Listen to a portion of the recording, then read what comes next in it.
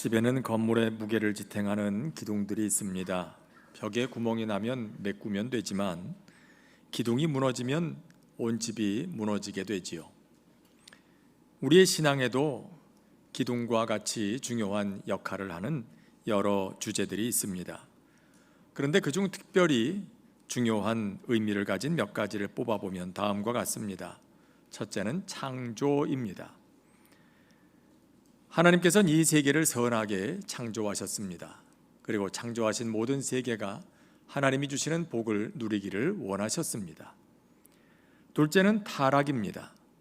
선하게 그리고 복을 누리도록 창조된 세계는 사람이 죄에 물들면서 심각하게 오염되고 왜곡되고 문제를 갖게 되었습니다.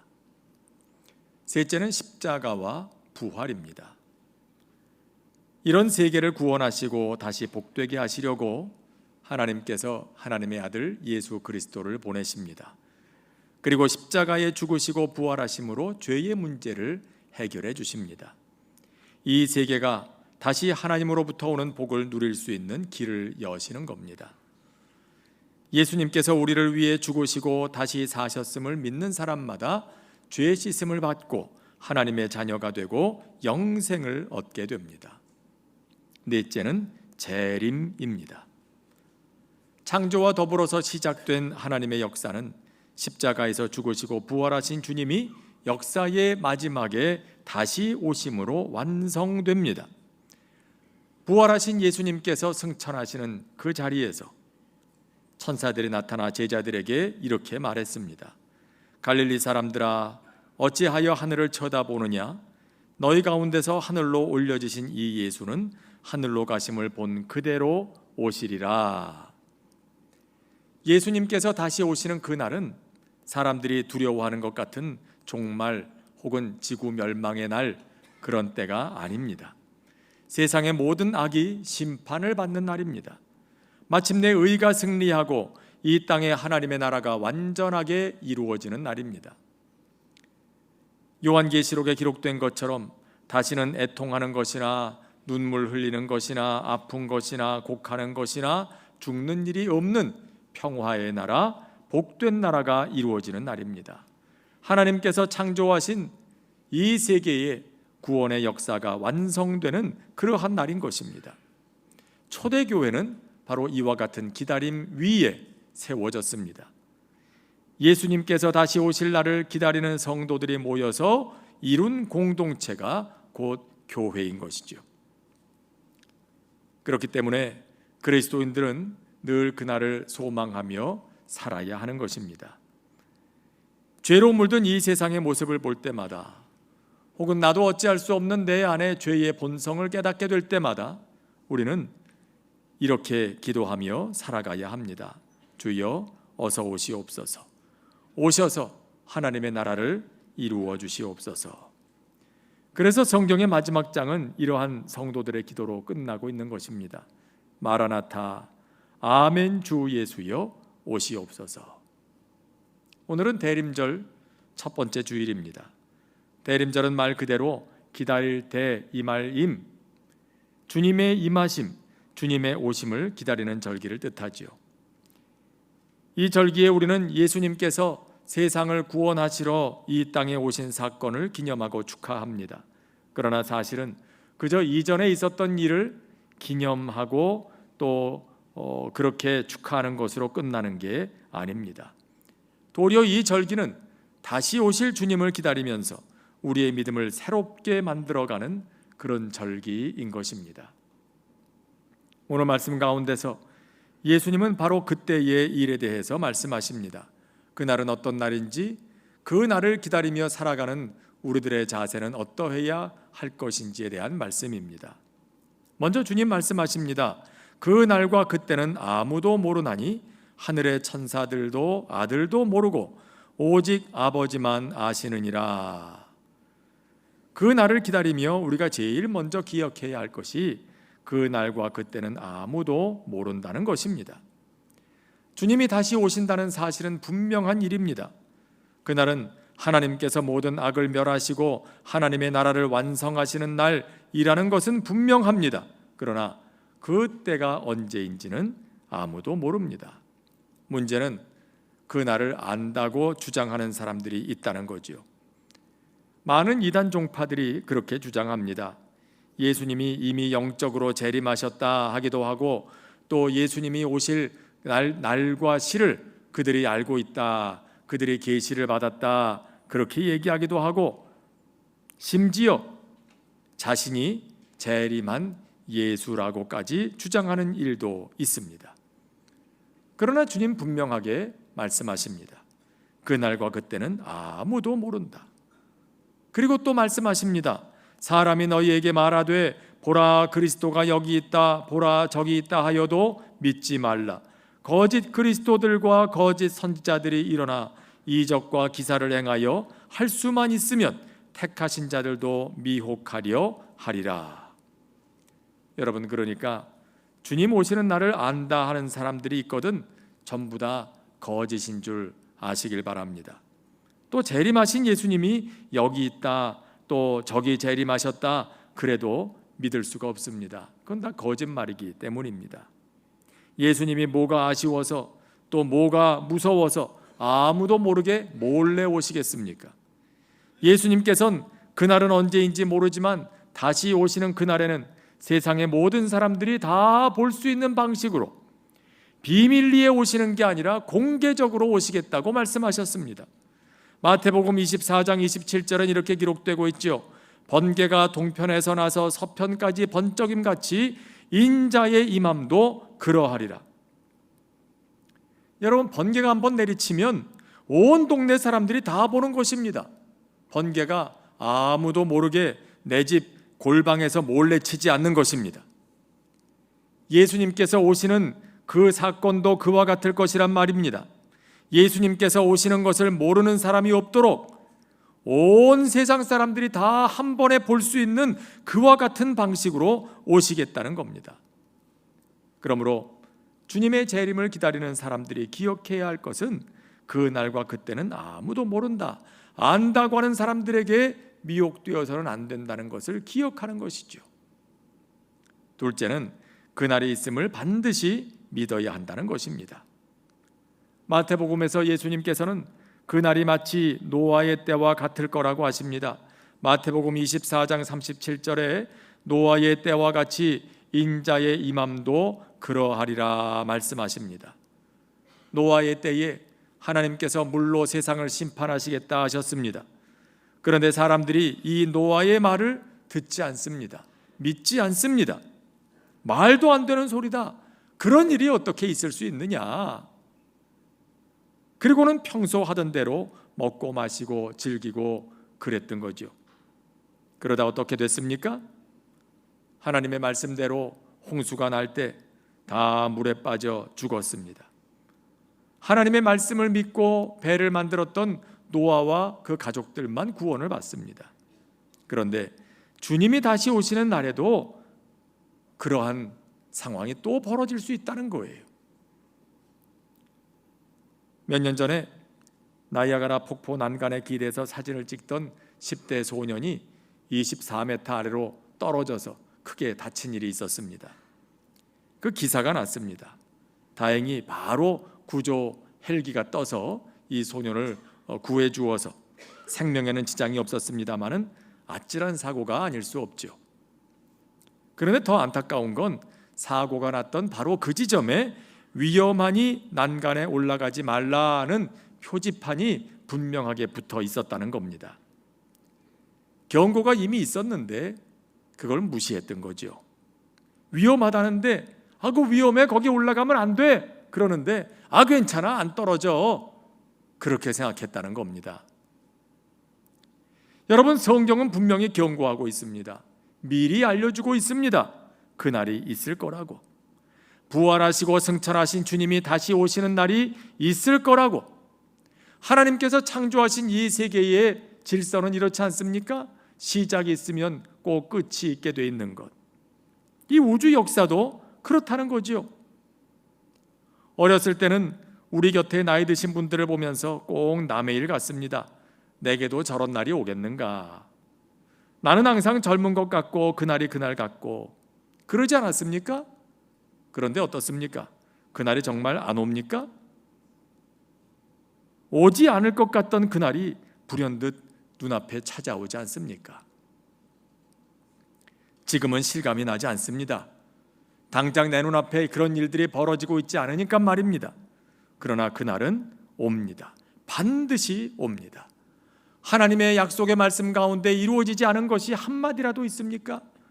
내 말은 하나라도 땅에 떨어지지 아니하고 나의 명한 것을 이루기에 능력 있게 역사할 거라고 주님 말씀하지 않으십니까? 그 말씀, 그 약속은 반드시 이루어지는 것입니다. 약속대로 주님은 다시 오시고 이 우주의 역사는 끝나고 하나님의 창조와 구원의 역사는 완성되는 날이 반드시 있습니다. 그것을 잊지 말라고 성경은 가르쳐주고 있습니다. 그래서 오늘 주님 말씀하시죠. 깨어 있으라고요. 그날 곧 주님이 다시 오시는 날은 반드시 있을 것이고 그날이 언제인지를 아무도 알 수 없으니 언제 주님이 오시더라도 당황하지 않고 잘 준비해서 주님 맞을 수 있도록 그렇게 깨어 있으라고 하십니다. 자, 그렇다면 깨어 있다는 게 무슨 말일까요? 어떻게 하는 게 깨어 있다는 걸까요? 이제 주님 오실 때 가까웠으니 오늘부터 밤에 잠 안 자고 버틴다, 그거겠습니까? 아니면 오래전에 그런 이단 종파도 있었죠. 주님 이제 곧 오실 테니까 학교도 그만두고 직장도 그만두고 다 흰옷 입고 나 따라와서 산에 올라가서 주님만 바라보고 있자, 기다리고 있자, 그러자는 겁니까? 이것도 저것도 아니죠. 옛날에 한 해 마지막 날 밤에 잠이 들면 눈썹이 하얗게 된다고 그래가지고요, 그날 밤에 안 자려고 안간힘을 썼던 기억이 납니다. 여러분은 그런 때 없었습니까? 그런데 그게 됩니까? 사람은 본래 잠을 자도록 창조가 됐는데 밤에 잠을 자면서 몸도 마음도 영혼도 다 회복되도록 그렇게 하나님이 우리를 창조하셨는데 그런 사람이 밤에 잠을 안 자고 견딜 수 있습니까? 그래서 건강할 수가 있습니까? 예수님께서 깨어 있으라 하신 건 그런 뜻이 아니죠. 정신을 똑바로 차리고 있으라는 거죠. 세상이 도대체 어떻게 돌아가는지, 그 속에서 하나님의 뜻은 어디에 있는지 우리는 하나님의 백성으로서, 구원받은 하나님의 자녀로서 어떻게 살아야 되는지 그걸 정신을 차리고 잘 분별하라는 말입니다. 깨어있다는 말 속에는 감각이 민감하게 살아있음을 뜻하기도 합니다.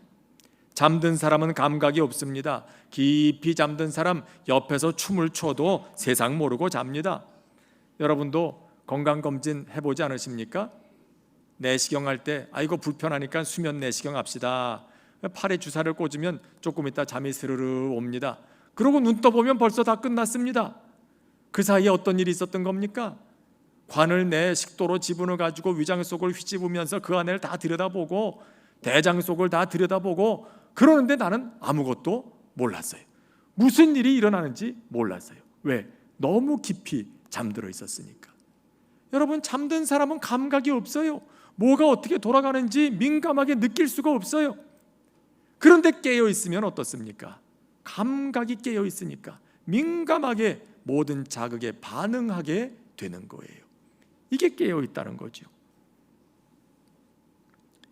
더 재밌는 의미가 깨어 있다는 말 속에 있습니다. 위르겐 몰트만이라고 하는 독일의 유명한 신학자가 얼마 전에 한국에 와서 설교한 내용을 들은 일이 있는데요, 깨어 기도하라는 주제였습니다. 그런데 그분 말씀 중에 이런 내용이 있습니다. 독일어에는요, 깨어 있다는 말 속에 배가 고픈 상태, 위가 비어 있는 상태라는 의미가 들어있다고 합니다. 저는 이 말을 들을 때 정말 실감이 났어요. 사람이 배가 고프면 감각이 아주 예민해지지 않습니까? 며칠 금식하고 집에 들어가는 날이면 아주 초능력이 생깁니다. 얼마나 코가 예민한지요. 온 세상의 냄새가 다 코로 들어와요. 멀리서도 우리 집에서 끓이는 찌개 냄새가 멀리서도 다 나는 거예요.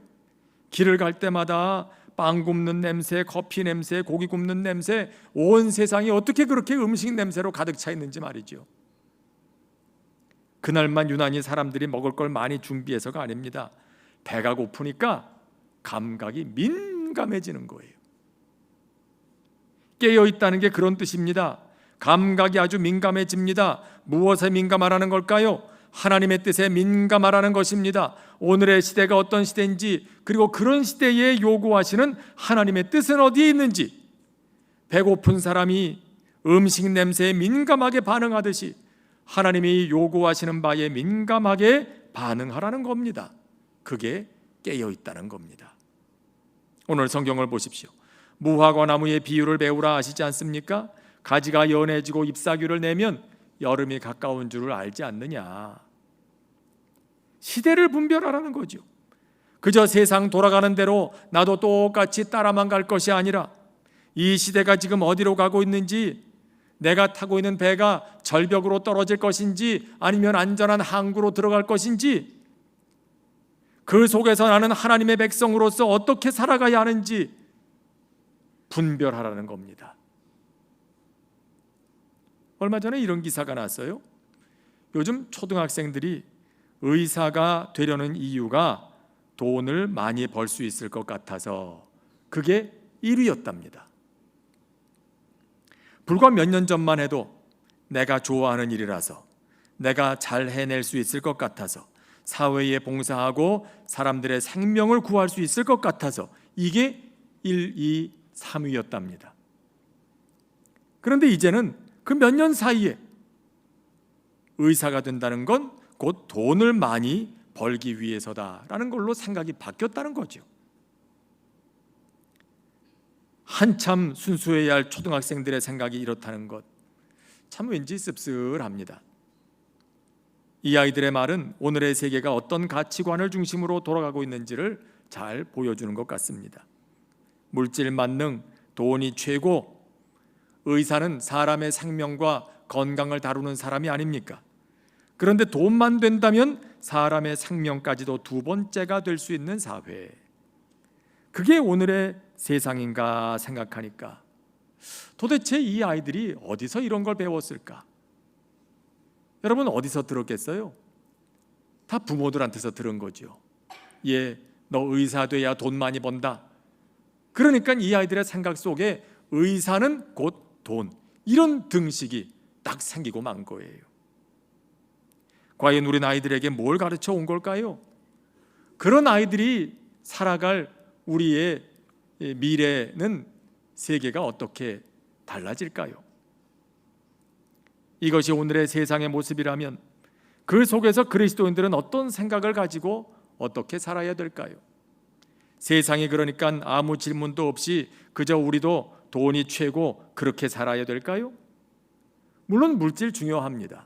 우리가 살아가는데 필요하고 필요한 만큼 중요한 건 사실입니다. 그러나 우리에겐 그보다 더 중요한 것이 있지요. 하나님께서 기뻐하시는 일이 무엇인가? 그리스도인들은 늘 그걸 물으며 사는 사람입니다.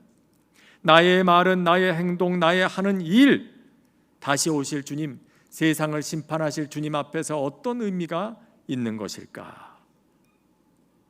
마치 배고픈 사람이 음식 냄새에 민감하게 반응하듯이 그렇게 깨어 있으라, 그렇게 분별하라 말씀하십니다. 자, 그렇다면 어떻게 하나님의 뜻에 민감하게 반응하는 삶을 살 수 있을까요? 방법은 특별한 데 있지 않습니다. 왕도는 없습니다. 말씀과 기도, 그 외에 다른 길은 없습니다.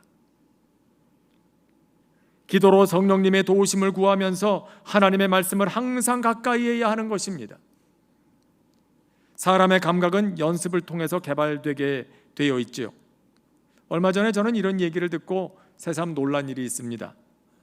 탁구 선수들이 서브할 때 한쪽 발을 쾅 구르면서 그렇게 하지 않습니까? 저는 그저 서브할 때 거기에다가 힘을 실어주기 위해서 그러는가 보다, 그렇게만 생각을 했는데요. 물론 그런 것도 있지만 여기에는 참 놀라운 이유가 있었습니다.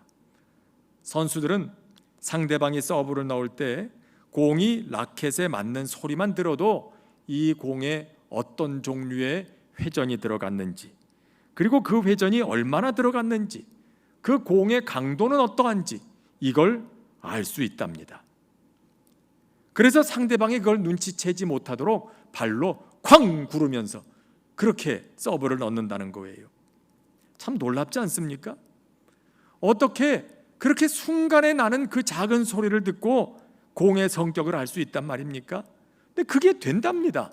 선수들은 그게 된답니다. 어떻게 그게 가능할까? 연습했으니까, 훈련을 거듭하면서 하도 여러 번 공을 치다 보니까, 그 소리를 자주 듣다 보니까 이제는 다른 사람들이 못 듣는 걸 듣는 거예요. 그 작은 소리만 들어도, 공이 라켓에 맞는 소리만 들어도 이 공이 어떤 공이다 척감이 오는 거죠.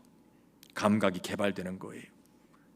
우리의 영적인 감각도 그와 같습니다. 기도와 함께 말씀을 가까이 할 때 우리의 영적인 감각도 개발됩니다. 민감하게 됩니다. 그래서 하나님께서 원하시는 바에 민감하게 반응할 줄을 알게 되는 것입니다. 그런데 안타깝게도 점점 성경을 읽는 사람들이 줄어들고 있답니다. 통계에 의하면 70%의 성도들이, 여러분 성도들입니다. 교회 안 다니는, 예수 안 믿는 사람들 얘기가 아닙니다. 교회 다니는 성도들 얘기입니다. 그 성도들 가운데 70%가 일주일에 단 한 번도 성경을 읽지 않는답니다.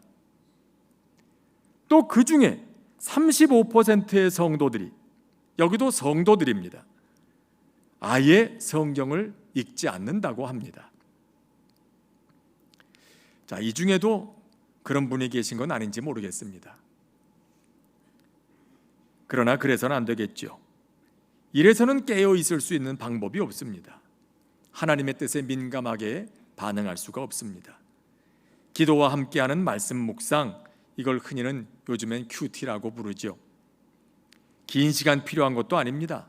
하루에 짧게는 30분, 아무리 길어도 1시간 정도 잠깐 말씀 읽고 그 뜻을 생각하고 느낀 점 가지고 잠깐 기도하고, 그리 길지 않은 시간이지만 그 잠깐의 시간이 우리를 깨어 있게 만들어줍니다. 잊고 있었다면 여러분 다시 시작하시길 바랍니다. 혹 아직 하고 있지 않다면 오늘부터 한번 당장 시작해 보시길 바랍니다. 뭘 가지고 어떻게 해야 하는가 잘 모르겠다면 큐티 하고 계시는 주변 분들에게 한번 물어보셔도 좋고요. 더 간단한 방법이 있습니다.